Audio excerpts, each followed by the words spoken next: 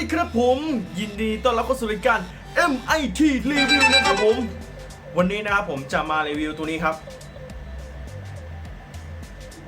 คริมบ้าอัลลามล็อกนะฮะก็คือ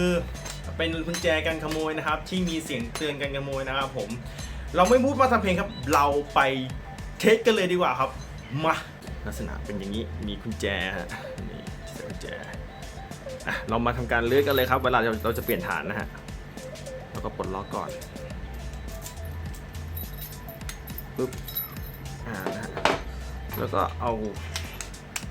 ไขแจนี่ครับลูกนี่ครับกุญแจเห็นไหมน็อตมันจะอยู่ในรูนี้ครับต้องไขน็อต2รูนี้ก่อนนี่นะครับภายในจะเป็นแบบนี้นี่เป็นแม่เหล็กนะตัวนี้ก็จะเป็นที่ใส่ฐานนะฮะใส่ฐานจริงๆอะครับในตัวกล่องหนึ่งอ่ะเขาจะมีแถมสำรองมาให้ชุดหนึ่งนะฮะตัวสำรองมาให้ชุดหนึ่งเผื่อไว้กันฐานอันชุดหนึ่งหมดก็ตัวนี้ใส่นะฮะจริงๆมันใส่มาให้อยู่แล้วล่ะเราไม่ต้องไปใส่เลยอันนี้ผมแค่แกะให้ดูว่าข้างในฐานมันจะเป็นอย่างนี้นะครับอย่างเงี้ยยากนิดนึงโอเคจะเป็นแบบนี้นะฮะนี่แบบนี้นะฮะแล้วก็ใส่เข้าไปอีกต่อ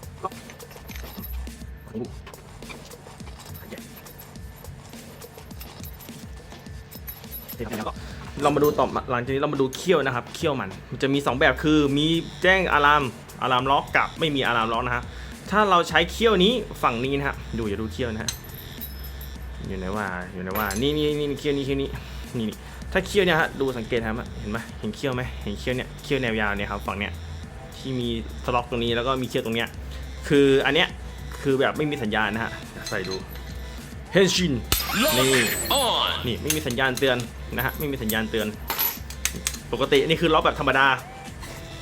ล็อกแบบไม่ต้องมีสัญญาณเตือนนะฮะเห็นไหมล็อกไม่มีสัญญาณเตือนล็อกแบบธรรมดาแล้วถ้าจะล็อกแบบมีอะลามล่ะก็อย่างนี้นะฮะต้องใส่พลิกเราทำการหมุนด้านนะฮะจากที่ด้านอีกนึงที่มันมีเขี้ยวนี่นะครับก็พลิกมาเป็นด้านนี้ด้านตรงนี้ที่จะมีอะลามจะไม่มีเขี้ยวตรงนี้ครับมีร่องตรงนี้นะเราก็ใส่ไปถ้าจะมีอะลามใช้ได้ไม่ได้ดูสัญญาณนะครับเฮนชินงาเนี่ยมีอะลามและสัญญาณแสดงพร้อมใช้งานแล้วครับเนี่ยเห็นไหมมันเตือนแล้วถ้าสมมุติว่าเรามีการ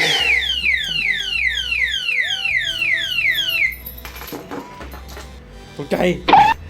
แต่มันมีข้อเสียครับมันจับมันเตือนง่ายเกินไปนะสำหรับผมคิดว่านะเนี่ยสมมติเราจะออกจากบ้านล็อกปั๊บจะออก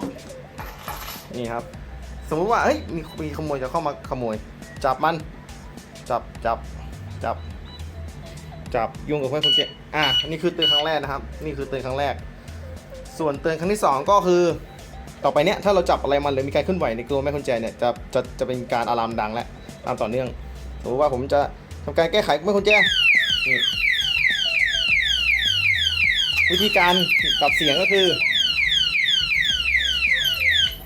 อเราต้องถอดกุญแจถอดไอ้สล็อกนี้ออกนะครับถึงจะเสียงถึงจะหยุดดังนะฮะถ้าไม่ถอดกุญแจถ้าไม่ถอดตัวล็อกนี้ก็ออกไม่กระดังเหมือนนะครับจนกว่าจะทานหมดนะฮะนี่แต่ในความคิดผมนะก็ถือว่าดีไหมก็ดีนะครับถึงวัสดุความคงทนแล้วก็ตัวเหล็กนี้ก็ใช้ได้นะครับถือว่าโอเคในราคานี้นะฮะส่วนข้อเสียสำหรับผมก็คือผมว่ามันดังง่ายไปสมมุติถ้าเรามีสัตว์เลี้ยงมีหมามีแมวอะไรเงี้ยถ้าเกิดมันเดินเข้ามาเล่นกับตัวกุญแจล็อกตัวคิงบาร์เนี่ยก็ดังอยู่ดีมันก็ดังเลยอย่างเงี้ย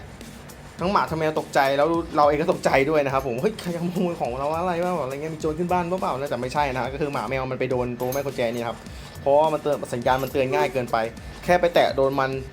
ไม่ว่าไงก็ดังแล้วอะไรเงี้ยผมก็ไม่ทราบเหมือนกันนะว่ามันใช้ตัวอะไรในการจัดสัญญาณแจ้งเตือนนะครับเกิดอะลามขึ้นผมไม่แน่ใจแต่ผมว่ามันเตือนง่ายเกินไปนะโอเควันนี้ก็มีรีวิวเท่านี้นะครับผมสำหรับตัวคิงบ้าอะลามล็อกนะฮะนี่